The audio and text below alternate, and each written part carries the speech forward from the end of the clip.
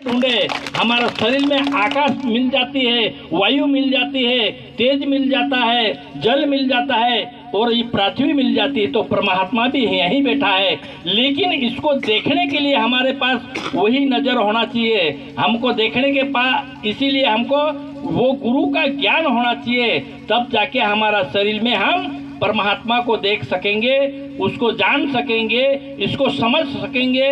लेकिन जब तक गुरु वन सिंह बाबा जैसा महात्मा नहीं मिलेंगे तब तक हम कहीं जाके ढूंढ नहीं सकता है। लेकिन परमात्मा का ढूंढने और जानने का आसान तरीका गुरु वन सिंह बाबा बताया।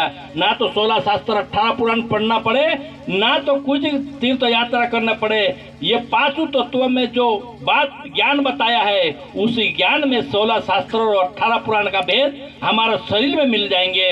और सारा गुरु, जो गुरु संत है, भगवान है, देवी देवता है, 33 कोटि देवी देवता बोलते हैं लोग, देवी देवता 33 कोटि है, बाकी भगवान एक ही है। इसी कारण से कोई कौन सा भी रूप में भगवान हमको दे, लेकिन हम जब तक भक्ति का सहारा नहीं लेंगे, हम भगवान नाम का सहारा नहीं लेंगे, हम नियम का सहारा नहीं लेंगे, तब तक हमको भगवान मिलना मुश्किल है। इसी कारण से हम गुरु वन सिंह बाबा हमको आसान तरीका बताया है, उसी तरीको अपनाओ और गुरु भक्ति को प्राप्त करो और भगवान को भी समझो। जब तक हम नहीं समझेंगे तब तक नहीं मिलेंगे।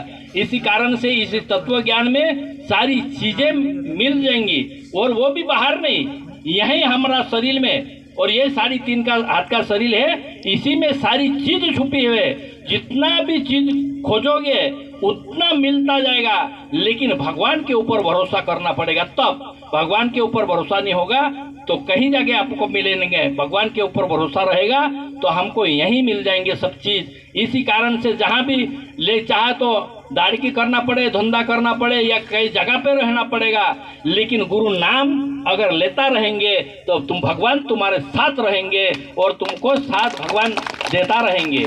इसी कारण से एक समय में हम कमजोर थे, हम गरीब हैं, हमारे पास कुछ नहीं, ऐसा नहीं, हमारे पास परमात्मा ने हमको हाथ और पैर दिया है, इसी हाथ से काम करने का दिया है, पैर से चलने का, मुंह बोलने का, कान सुनने का, नेत्र देखने का।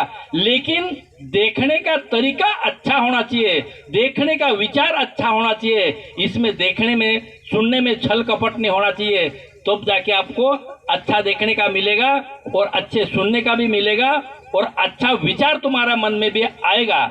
इसी कारण से ये भक्ति का ऐसा से, भक्ति का बीज कभी ना बदले, बदल जाएगा युग। ऊंचा नीचा घर जन्म रहेंगे, लेकिन रहेंगे संत के संत। कहते हैं लोग कि भक्ति का बीज कभी बदलता नहीं, बाकी बीज तो कोई बदल भी जाता है, बाकी बीज तो खराब भी हो जाता है, लेकिन भक्ति का बीज कभी खराब नहीं होता।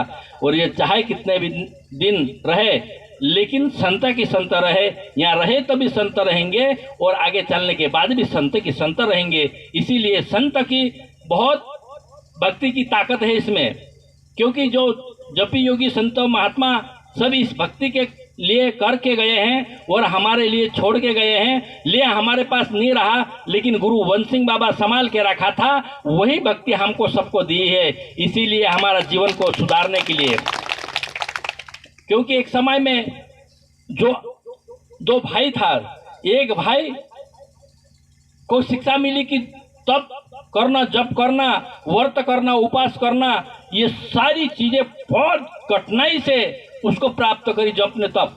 तो एक भाई काम करना, खेत में दाढ़ की मजदूरी करना, लेकिन भगवान को भोग लगाना कभी भूलना नहीं। तो एक भाई भगवान को भोग लगाता था और वो भोग उठा के खाता था, भगवान के नाम के 125 लड्डू बनाता था और भोग चढ़ा लेना न खुद खाना।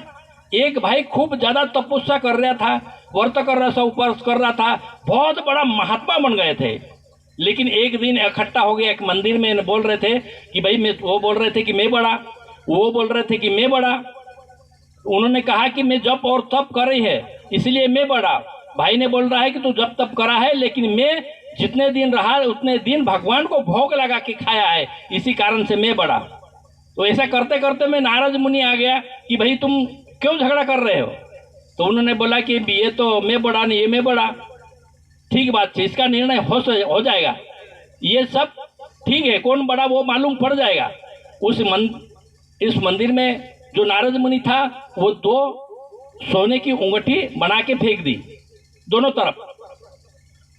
फिर उन्होंने देखी जो ज्यादा जप और तप करता था, ज्यादा व्रत उपास करता था, ज्यादा साधु सन्यासी बन रखा था, उन्होंने उसकी नजर उन अंगूठी पर पड़ी तो उन्होंने पैर के नीचे दबा ली। और जो रोज भगवान को भोग लगाता था ना, खाता था और काम करता था, एकदम सरल सट आदमी था, उन्होंने इस अंगूठी के ऊपर नजर नहीं रखी, भगवान के भोग के ऊपर नजर रखी। और भगवान का भोग लगाया हुआ चीज भोग लगाना ने फिर खाना। तो फिर उन्होंने नहीं उठाई, ने जो तप करता था उठाया। तो फिर नारद मुनि ने कहा कि भाई हम कौन बड़े वो बता दे। तो उन्होंने कहा कि तुम खड़ा हो और तुम भी हो। उनके पास पैर के नीचे वो अंगूठी मिल गई। तो वह कि भाई तुमने जितना जप करा और तप करा, लेकिन ये आदत थी तुम्हारी झूठ बोलने और चोरी करने की आदत नहीं गई, तो इस कारण से तू छोटा है। लेकिन ये सरल आदमी है, कितना भी भगवान को भोग लगाया और पेट भर के खाया और काम करा है, लेकिन मन का सप्पा साचा है। इसी कारण से भगवान सबसे बड़ा ये है, क्योंकि जो दिल से और मन से साचा रहता है वो सबसे बड़ा रहता है।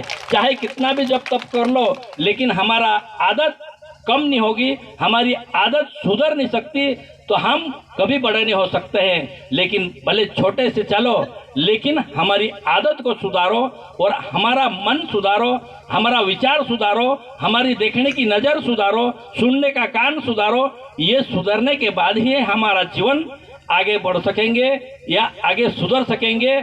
इसी कारण से हमारा भक्ति हम सुनी है तो हमारी समाज को भी समझाओ और हमारे समाज को भी